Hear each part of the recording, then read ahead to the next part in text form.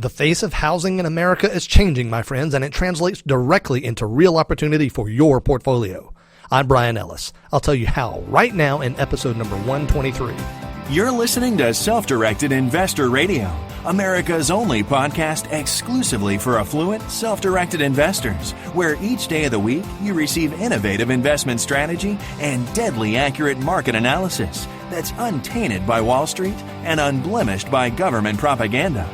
All in 7 minutes or less. Coming to you now from iTunes, Stitcher, and SDIRadio.com. Here's your host, Bryan Ellis.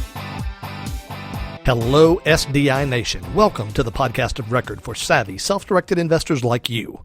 My friends, something is happening in America. Frankly, I don't think it's a good thing for America, but as they say, it is what it is. And what it is a clear, undeniable shift from a nation of homeowners to a nation of renters.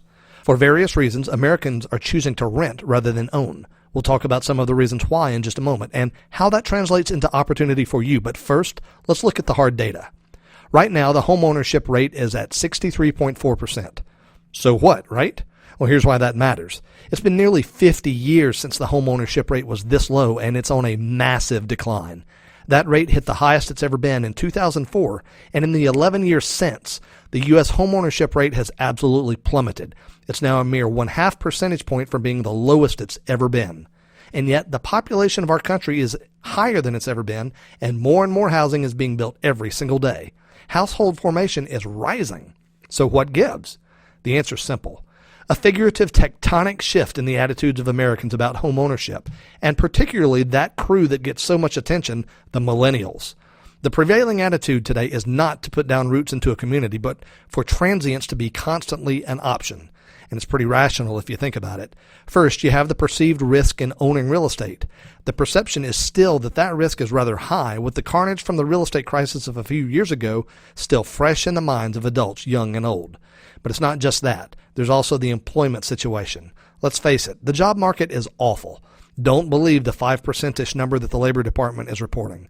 If you do, be sure to listen to episode 117 of this show to see the harsh reality about that. Today's worker feels the need to uproot at the first offer of a decent job rather than hope to find great employment closer to home. That's not a good situation. And finally, there's a mind shift that's happening. Even though America's population is bigger than it's ever been, the feeling about America is that it's smaller, meaning more accessible than it's ever been. As a function of the internet generally and Facebook specifically, it's easy to feel like you're a member of communities far beyond your geographic locale, and it's easier to be willing to pick up and move physically too. But here's the thing, my friends, this bias against home ownership presents an opportunity for you, the savvy, self-directed investor. And that opportunity is simple. Be the provider of that housing by owning rental property. Now, folks, you can't do this haphazardly. You can't just buy anywhere, nor will just any property do the trick. You've got to understand the bigger trends and the market dynamics in play. Actually, let me correct that. You can buy anywhere you want. And as you learned back in episode 119, randomly buying real estate in America is a nearly guaranteed way to lose money, even if all you do is factor in the cost of inflation and no other expenses. But folks, as you can see, if you can pick the right rental properties, there's great opportunity because the fundamental prevailing attitude of the latest generations of American adults is coalescing around the idea that rental housing, even long-term rentals, is a superior idea to ownership. But there are 3 factors you must get right every single time in order to be a predictably successful rental owner in today's new environment. Those factors are market, value, and management. All 3 must be present. The absence of any one of those legs makes for a stool that cannot stand up and cannot support your financial needs. Look, I'm not going to belabor the point, so very quickly, here's what I mean by market, value, and management. The market is the geographic location of your property. Really, it's about one thing. How desirable is the location, both now and for the foreseeable future? Because, my friends, frequently the biggest single benefit one will get out of being a landlord is the windfall of profit that comes at the end when the property's sold. And nothing, absolutely nothing, is more of a determinant of future appreciation than the market in which the property is located. The market is everything. Then there's the value factor. People, unless you have a crystal ball, don't throw your capital to the wind by purchasing real estate at its retail price. If some random Joe Blow would pay X dollars for the property you're considering as a rental if he buys it on the open market, well, you've got to pay below X dollars. You're not buying real estate because you're a collector. You're buying it because you're an investor.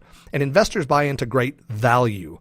the best approach to which is to never ever pay retail prices for your properties. And the final element is management. No, my friends, don't even think about managing the property yourself. Don't think about it. It's not a good idea. Not only does that restrict you to your own local market, but do you want to reduce yourself to menial labor like collecting rents and calling repairmen and tracking down mortgage statements? No, you need a good manager to handle all of that for you. But here's the thing. A good property manager is really hard to find, darn near impossible even. You've got to find this person as a result of serious research into all available options. Or better yet, a first-hand referral. Market, value, management, all key, all required, all critical. Want to know how to get all three of those things, even if you're not well connected in the real estate business? I can help you there, my friends. As it turns out, I've got a book about this very topic coming out very soon. Now, this one's not another book that just attempts to convince you that rental investing is a good idea. It's specifically those of you who are ready, willing, and financially able to buy great rental properties, but you need expert guidance on selecting property in the right market, at the right value, under the right management. This is the book for those of you who want to get it right the first time, or for those of you who may not have done it perfectly the first time, and you want to correct course while you still can because you know there's opportunity in rentals. So if that's you, you're ready, willing, and able to start or expand your portfolio now, but you want to do it the right way, then I've got a free copy of this book, or specifically for the first 100 of you who respond. It's not free to print these books, people. Give me a break. Many thousands of you will hear the show, and I just can't give away that many copies, so I'm going to limit it to 100 for now. So to reserve your free copy, please text the word rental book to 33444. Again, that's rental book. No spaces, just put the word rental and the word book together and text it to 33444. But remember, this is only for those of you who are seriously interested in building your rental portfolio in the right market, at the right value, and under the right management. So again, that's text the word rental book with no spaces to 33444. Folks, invest wisely today and live well forever. Thank you for listening to Self-Directed Investor Radio with Bryan Ellis. Don't miss a single episode. Be sure to subscribe to Self-Directed Investor Radio right now on iTunes, on Stitcher, and at SDIRadio.com. Your feedback is always welcomed via email at feedback@SDIRadio.com. This show is for entertainment purposes only and is not intended as legal or professional advice for your situation. Content is the property of the Self-Directed Investor Society.